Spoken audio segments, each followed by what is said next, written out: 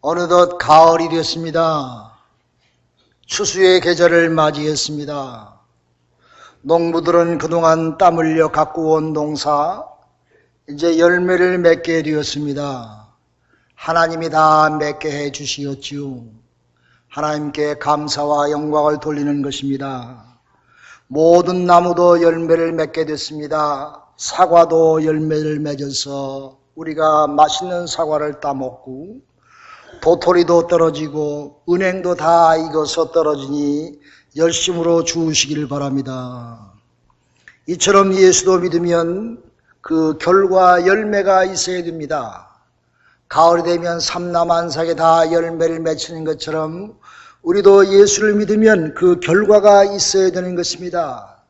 행여나 잎만 무성하고 열매 없는 무화과 나무가 되어서 예수님의 저주를 받아 즉시 말라버린 무화과 나무가 되지 말아야 되는 것입니다. 잎만 무성한 것과 같이 신앙의 연수가 많아도 소용이 없습니다. 3대 4대 믿음의 집안에서 자라도 소용이 없습니다. 우리 부모님이 목사요 장로요 권사도 다 소용이 없는 것입니다. 결국은 내가 예수 믿고 그 결과가 좋아서 내가 믿음의 좋은 열매를 맺어야 되는 것입니다. 겉모습만 좋아야 아무 소용이 없는 것입니다. 좋은 열매와 믿음을 예수를 믿는 결과가 있어야 된다고 하는 것을 여러분 깨달으시기를 간절히 바랍니다. 요사의 젊은이들이 선호하는 직장이 있어요. 젊은이들이 가고 싶어하는 직장은 구글, 맥킨지, 마이크로소프트, 아마존, 애플, 페이스북, 골드만삭스, 나이키 등등 많은 회사가 많이 있지요. 이 회사들이 원하는 사람들은 어떤 사람이냐? 유명 대학을 나오는 것보다 본인이 실제적인 실력이 있는 사람을 원합니다. 인생관과 사고방식이 바르게 박혀있는 사람을 원합니다. 그 사람의 현재의 결과를 보고 그 사람은 그 사람을 하여하는 것입니다.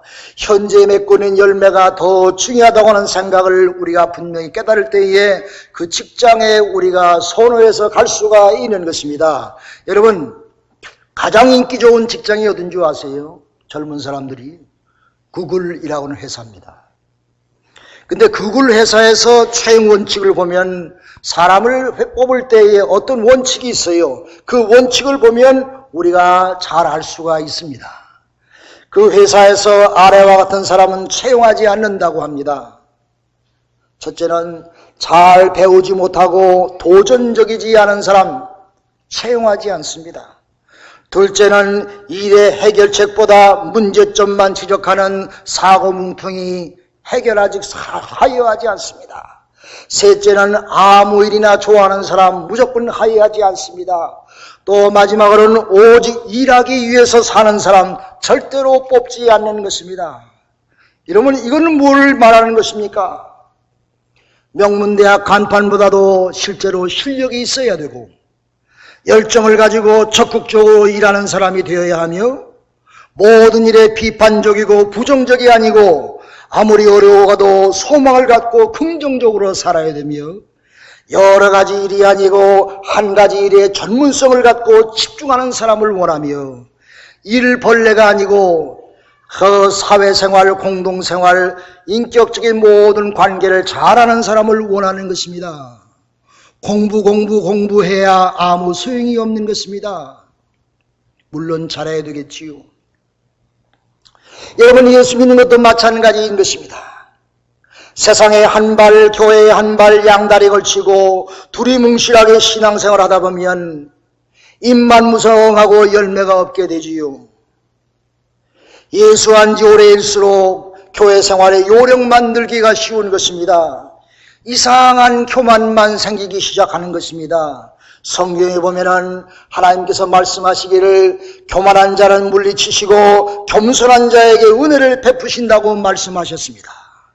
그러므로 우리가 믿음의 열매를 맺으려면 오직 예수 안에서 겸손하고 예수 안에서 충성되며 성령 충만할 때에 우리가 하나님이 원하시는 열매를 맺고 살게 되는 것입니다. 우리 주님은 우리의 화려한 예수 믿는 횟수와 경력만을 원하지 않습니다.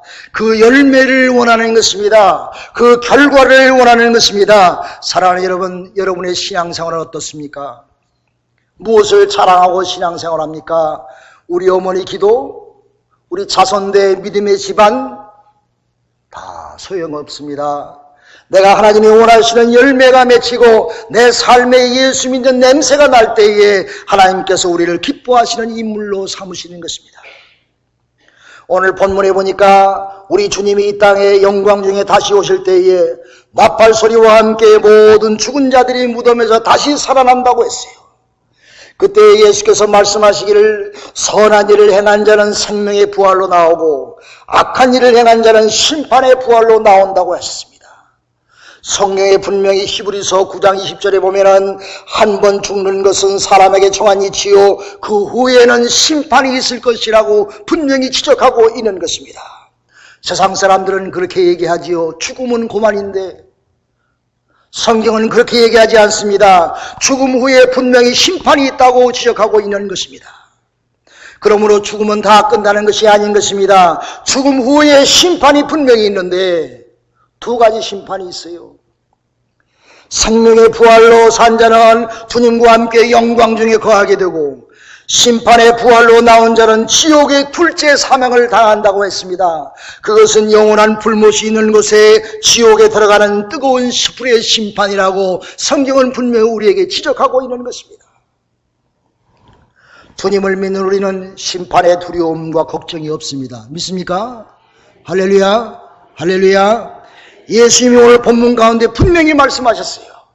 24절의 말씀 보니까 내가 진실로 진실로 너에게 이르노니 내 말을 듣고 나 보내신 이를 믿는 자는 영생을 얻었고 심판에 이르지 아니하나니 사망에서 생명으로 옮겨졌느니라. 할렐루야. 여러분, 우리는 이미 생명으로 옮겨졌다는 말씀인 것입니다. 여러분 벌써 잊어버렸어요? 옛날에 한번 했는데 다시 한번 해봅시다. 찬송가를 왼쪽 손에 다 얹으시길 바라요. 다 하세요. 옛날에 한번 했는데 잊어버릴 것 같아서 다시 하는 거예요. 사망에서 생명으로 옮겼다고 하면서 옮깁니다. 하나도 하지 않고 안 하는 사람 있어요. 다 하세요. 좋은 거 하나만 하시라고. 왼쪽에다 올려놓으시고 사망에서 생명으로 옮겨졌느니라. 할렐루야. 다시 한번 합시다. 사망에서 생명으로 옮겨졌느니라. 할렐루야. 그러므로 우리 심판이 두렵지 않습니다. 왜? 우리는 이미 생명으로 옮겨졌기 때문에, 우리는 하나님의 영광 중에 이미 구하기 때문에 하나님의 심판과 모든 것을 두려워하지 않고 우리에게는 예수님과 함께 영광의 멸류관을 쓸 날이 그 심판 날인 것을 믿고 하주님 오심을 간절한 마음으로 기다리시길 간절히 기도합니다. 여러분, 예수 믿는 것이 무엇입니까? 분명히 알고 믿어야 돼요. 예수 믿는 거 그냥 교회 잘 나가면 되지 뭐 교회 잘 나가면 되지. 아닌 것입니다. 예수 믿는 것이 무엇인지 그 내용을 분명히 알고 있어야, 목적의식이 있어서야 예수를 잘 믿게 되는 것입니다. 예수를 믿는 것은 첫째로 예수님이 하나님의 아들로 이 땅에 인간을 구원하시기로 온다고 한 사실을 믿는 것입니다. 할렐루야. 둘째로 예수 믿는다는 것은 예수님의 십자가와 부활을 통해서 내가 영원히 구원받았음을 믿는 것입니다. 할렐루야. 세 번째로 예수를 믿는다는 것은 나 예수님을 나의 주님으로 영접하고 내 마음속에 주님이 살아계시며 그분의 뜻대로 살아가는 것이 예수 믿는 줄로 믿으시길 바랍니다. 할렐루야. 그것이 예수 믿는 거예요. 여러분, 예수를 믿으면 제일 먼저 증거가 나타나는데 로마서 10장 9절로 10절 말씀입니다. 예수님이 나의 주인이 되심을 마음으로 믿고 입으로 시인하게 되어 있어요. 입으로 시인하게 됐어요. 그것이 간증이요 전도입니다. 전도의 열매가 맺힙니다. 내가 예수를 믿으면 내 마음속으로 시인하고 내 입으로 시인하게 되어 있습니다. 그것이 예수 믿는 사람의 증거인 것입니다. 첫 번째 증거인 것입니다. 여러분, 전도 나가면요, 확신이 없는 사람이 전도 나가면 전도를 해야 되겠는데 전도 대상자가 저기서 오면은 전도해야지 그런 마음을 가지고 그 사람에게 전도하는데 막상 그 사람에게 딱 닥치면은 쑥스러워가지고 엉뚱한 얘기하는 거예요. 예수 믿고 구원 받으세요 그 소리 못하고 아이고 안녕하세요 지금 몇 시인가요? 아이고 안녕하세요 지금 날씨가 너무 좋네요. 엉뚱한 소리 하는 거예요. 예수를 전도하고 시인하려면 예수님에 대해서 얘기해야지. 강하고 담대한 마음으로 증거할 때에 하나님의 능력의 역사가 그 사람을 통해서 이루어질 줄로 믿으시길 바랍니다. 여러분 예수 믿으면 요한복음 1장 12절 말씀에 주님의 능력을 주신다고 그랬어요. 주님의 권세를 주신다고 그랬어요. 사도행전 2장 38절 보니까 예수 그리스도의 사람이 되어서 성령의 인도하심을 받고 산다고 했습니다. 또한 예수 믿고 나면 나뿐만 아니라 온 가족이 구원을 받게 된다고 그랬고 이웃 간의 사랑의 열매가 맺히며 선한 행위가 있게 된다고 성경은 우리에게 지적하고 있는 것입니다. 그런데 가장 중요한 것은 예수를 믿으면 하나님의 자녀가 되는 순간 주님을 믿는 사람들과 특별한 관계가 형성됩니다. 로마서 12장 5절 보면 거기 말씀하고 있어요. 우리가 그리스도 안에서 한 몸이 되어 서로 지체가 되느니라. 할렐루야. 예수 믿으면요 성도들 간에 지체의식이 생깁니다. 예수님은 우리의 머리요 우리는 예수의 몸이라. 우리 모든 성도들이 다 지체가 된다고 그랬어요. 각 한 몸의 각 부분이 되는 것입니다. 예수님은 우리의 머리요 우리는 그의 몸이니 우리가 지체된 내가 손가락 하나가 아프면요 그것 때문에 골머리를 앓습니다. 몸 전체가 아파요. 왜? 손가락이 내 지체이기 때문에. 몸에 한 군데가 부족하면은 그것 때문에 온몸이 병이 들어서 자리에 눕게 되어 있는 것입니다. 사랑하는 여러분, 우리 온 성도들이 이런 지체의식을 가지고 사시기를 간절히 기도합니다. 우린 다 지체가 되었어요. 하나님의 예수님의 것은 한 몸이 되었다고 하는 말씀인 것입니다. 그러므로 우리는 다 지체의식을 갖고 한 몸이 되고 우리 온 베델의 성도들이 다 한 몸인 줄로 믿으시기를 주님의 이름으로 축원합니다. 지체의식을 가지면 우리들은 서로 사랑하게 됩니다. 왜? 내가 손가락을 사랑하고 케어해야지 내 몸 전체가 편하지. 그게 지체의식이에요. 내가 내 모든 성도들을 사랑하게 되며 내가 서로 우애하게 되며 존경하기를 먼저 하게 되며 열심을 품고 주를 섬기며 소망 중에 즐거워하며 환난을 참을 줄 알며 기도에 항상 힘쓰며 성도들의 쓸 것을 공급하고 손 대접하기를 힘쓰게 되어 있습니다. 이것이 지체의식인 것입니다. 옆에 사람과 함께 인사하세요. 당신은 내 지체입니다. 우리는 다 한 몸입니다. 이렇게 예수를 믿으면 큰 두 가지 변화가 생깁니다. 내적인 변화와 외적인 변화가 생깁니다. 보이지 않는 변화와 보이는 변화가 예수 믿고 구원받아 하나님의 백성이 되면 분명히 생기게 돼 있어요. 양다리 걸치면 이런 변화가 없지. 보이지 않는 변화는 내적인 변화고 내가 하나님의 자녀가 되고 하늘나라의 시민권을 가진 권세 있는 자가 되는 것입니다. 하나님의 자녀가 되는 것을 자부심을 갖고 마음이 담대해집니다. 모든 일에 용기와 자신감을 갖고 사는 것입니다. 왜? 하나님이 나와 늘 함께 계시니. 마치 골리앗 대장 앞에 선 다윗처럼 육척 골리앗 앞에 소년 다윗이 앞설 수가 있었던 것은 그가 하나님의 백성이 되고 하나님이 그와 함께 하심을 믿었기 때문에 강한 믿음과 확신을 가지고 하나님의 권세와 능력을 가지고 골리앗 앞에 설 수가 있었던 것입니다. 하나님의 시민권이 여러분과 저에게 있는 줄로 믿으시길 바랍니다. 여러분 지금도 그런지는 모르지만은 미국의 시민권만 있으면요 어디에도 가든지 어깨에 힘이 들어갔었어. 그리고 미국의 시민권자가 어느 나라에서 어려움 당하면 미국은 나라의 자존심을 갖고 그 사람을 가서 구해줍니다. 그 사람 개인을 구하주는 말은 물론이요, 미국이라는 나라에 자존심이 있기 때문에 그 자존심을 지키기 위해서 어떤 일이든지 어떻게 해서든지 그 사람을 구하든지, 안 그러면 그 대가를 치르게 합니다. 사랑하는 여러분, 우리가 하나님의 시민권이니 하나님이 우리의 등대가 되시고 우리의 모든 일을 인도하시는 무대에 있어서 하나님의 권세와 능력이 여러분에게 있기를 주님의 이름으로 축원합니다. 내적인 자부심이 내적인 변화예요. 나는 옛날에는 두려움 속에 살았는데 예수 믿고 구원받아 하나님의 백성이 되니 예수 그리스도 하나님이 나와 함께 하심을 믿고 하늘의 시민권이 나에게 있음을 믿고 내가 어디를 가든지 담대하게 용기 있게 주님과 함께 할 줄로 믿으시기를 간절히 기도합니다.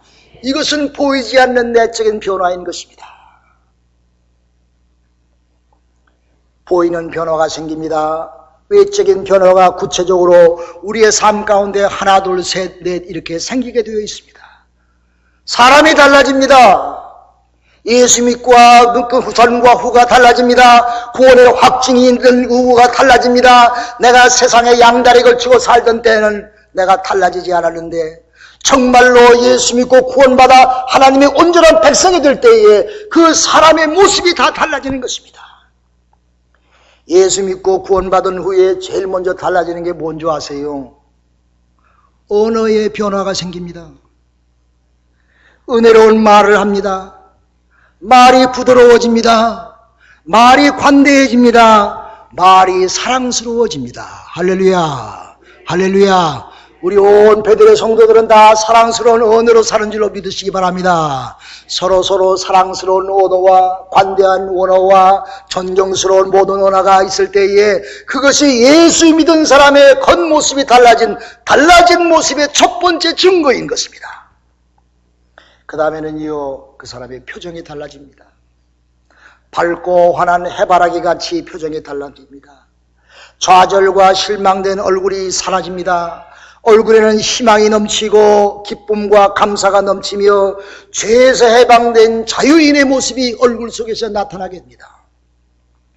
제가 어느 닥터 오피스에 가가지고 닥터를 기다리려고 의자에 앉아있는데 내 앞에 있는 아주머니 한 분이 앉아있는데 얼굴이 어떻게 죽을 상인지 아주 내가 보니까 아주 무슨 큰 걱정이 있는 것 같아. 그래가지고 내가 그 아줌마한테 아주머니 무슨 걱정이 계세요? 얼굴이 왜 그러세요? 처음 보는 분이에요. 근데 이 양반이 내 얘기를 듣더니 깜짝 놀라더라고. 무슨 말씀이세요? 그러면서 자리를 고쳐 앉고 얼굴 표정을 바꾸더라고. 아마 그 사람은 어떤 좌절과 실망 가운데 앉아 있는 줄로 생각해요. 사랑하는 여러분, 본인은 몰라요. 본인은 몰라요.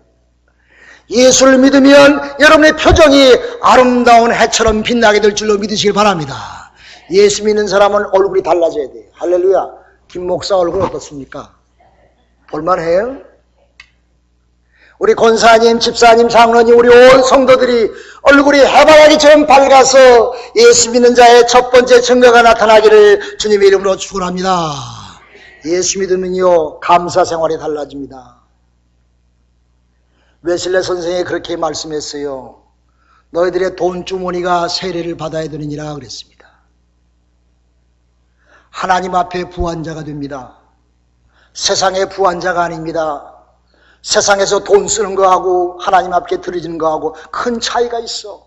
어떤 것에 더 부합니까? 여러분 헌금 생활에 세상의 부한자가 되지 마시고 하나님께 부한자가 되시길 바랍니다.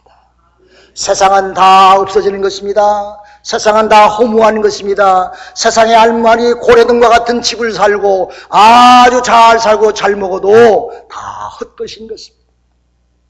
우리가 세상에서는 검소하게 살고 가난하게 살지만은 하나님에게는 내 부하고 하나님 앞에는 우리가 몸과 마음과 정성을 다하여 하나님께 정성을 다하여 드릴 수 있는 감사 생활이 달라지는 것입니다. 헌금하는 거 보면요, 제가 명단을 보지요. 안타까운 사람들이 많아.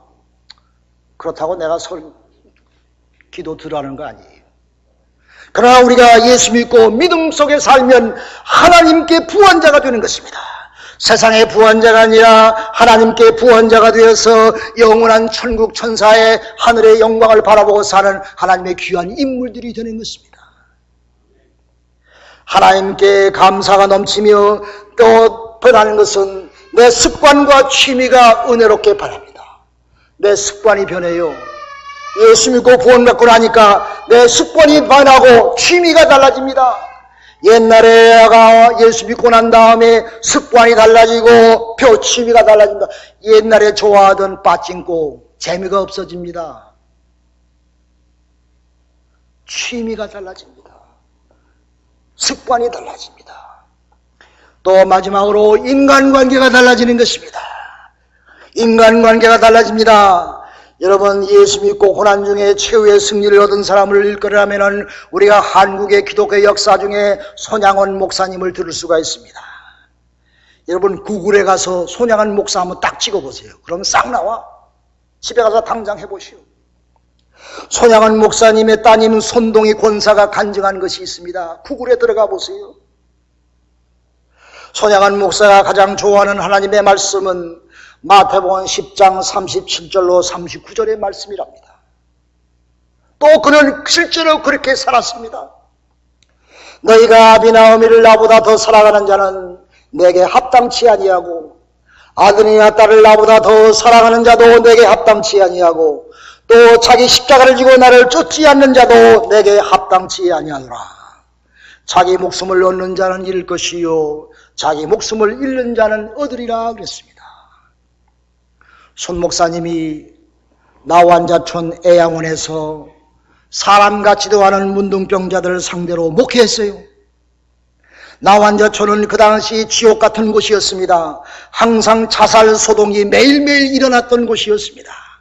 그런데 손 목사님이 그곳에 오신 후에는 자살 소동이 싹 없어졌답니다. 할렐루야. 그 지옥 같은 그곳이 천국으로 변했다고 합니다.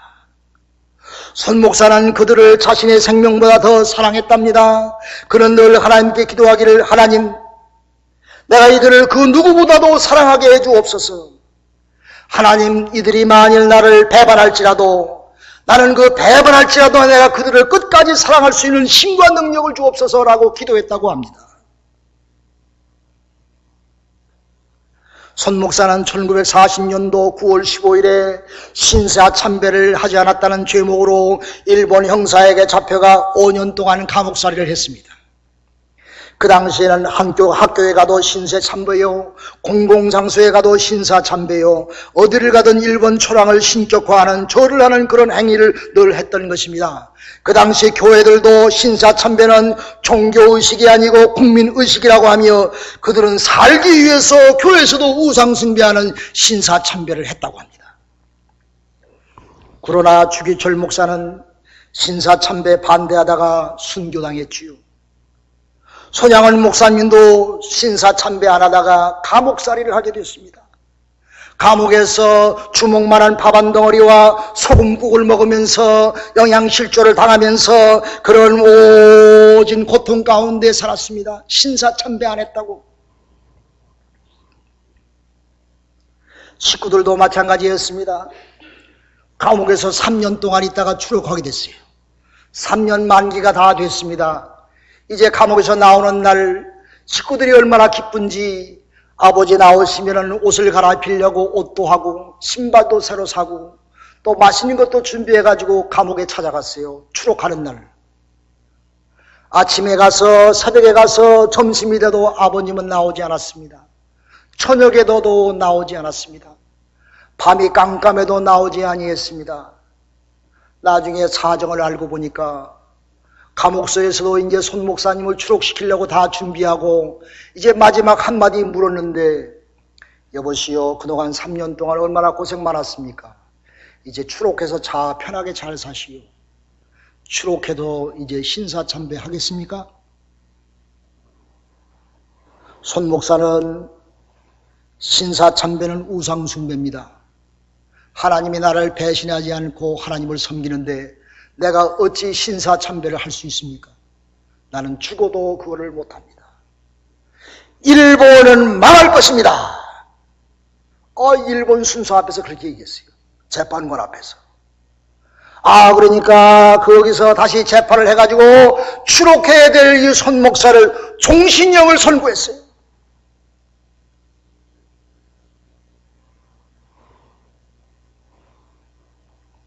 손 목사의 믿음 때문에 7 식구들이 다 고난의 길을 걸었습니다.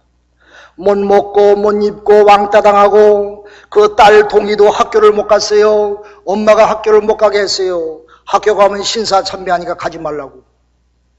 그래서 이 동이는 학교를 못 가고 학교 가는 아이들이 너무 부러워가지고 눈물을 흘리고 엄마 아빠의 원망도 많이 했다고 합니다. 여러분, 요즘 같으면 말도 안 되는 일이지요. 요즘 같으면 자식이 우상되는데, 자식이면 하나님도 다 뒷전인데 어림도 없는 얘기지. 자식이 할아버지인데.